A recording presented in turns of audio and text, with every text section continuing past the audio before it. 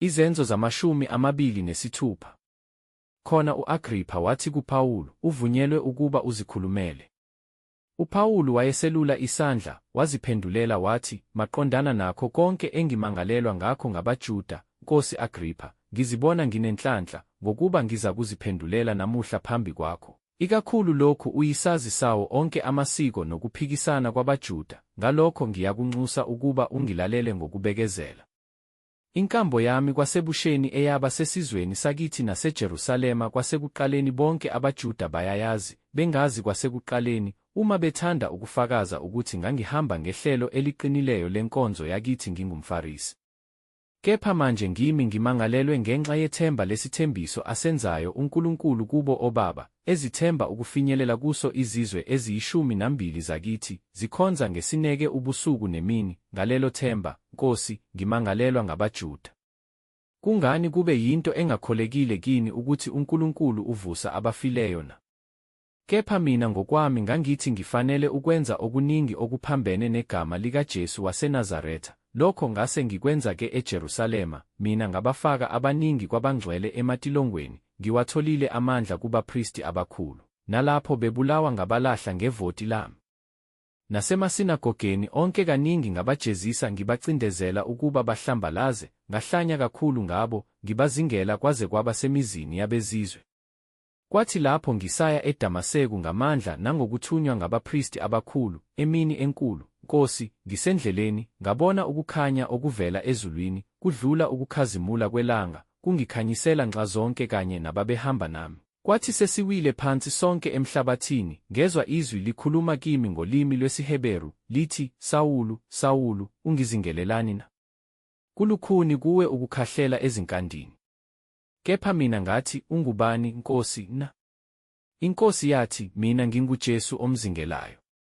Kepha sukuma, ume ngezinyawo zakho, ngokuba ngibonakele kuwe ngalokho ukuba ngikumise ube yisikhonzi nofakazi walokhu kungibona kwakho nowalokhu engizakuzibonakalisa kuwe ngakho. Ngikophule esizweni nakwabezizwe engikuthumela kubo ukuvula amehlo abo ukuba basuke ebumnyameni, baphendukele ekukhanyeni, basuke emandleni kaSathane, baphendukele kuNkulunkulu, ukuze bamukeliswe ukuthethelelwa kwezono nesabelo phakathi kwabangcwelisiweyo ngokukholwa kimi. Ngalokho, Nkosi Agrippa, angibanga ngongawulaleliyo umbono wasezulwini, kodwa ngamemezela kuqala kwabaseDamaseko nakwabaseJerusalema, nakulo lonke izwe laseJudiya nakwabezizwe ukuba baphenduke, baguqukele kuNkulunkulu, benze imisebenzi efanele ukuphenduka. Ngenxa yalokho abaJuda bangibamba ethempelini, balinga ukungibulala. Ngitholile usizo kuNkulunkulu ngimi kuze kube kulolu suku ngifakaza kwabancane nakwabakhulu, angikhulumi lutho ngaphandle kwalokho abakukhulumile abaprofethi noMose ukuthi kuzakwenzeka, ukuthi uKristu ehlupheka nokuthi engokuqala ekuvukeni kwabafileyo uzakumemezela ukukhanya kuso isizwe nakwabezizwe. Kwathi esaziphendulela kanjalo, uFestu wathi ngezwi elikhulu, "Phawulu, uyahlanya, ukufunda okuningi kuyakuhlanyisa." Kepha uPawulu wathi, "Angihlanyi, Festu odumileyo, kodwa ngikhuluma amazwi ayiqiniso nawokuqonda. Ngokuba inkosi engikhuluma kuyo ngesibindi iyazi ngalezi zinto, ngokuba angikholwa ukuthi kukhona utho lwalokhu olufihlekile kuyo, ngokuba lokhu akwenziwanga engosini.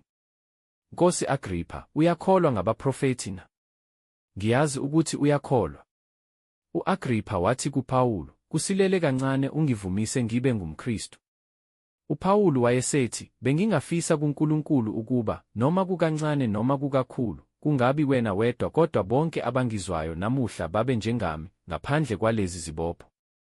Inkosi yayisisukuma nombusi noBhenike kanye nababehlezi nabo, kwathi sebegudlukile, bakhuluma bodwa, bathi, "Lo muntu akenzi lutho olufanele ukufa noma izibopho."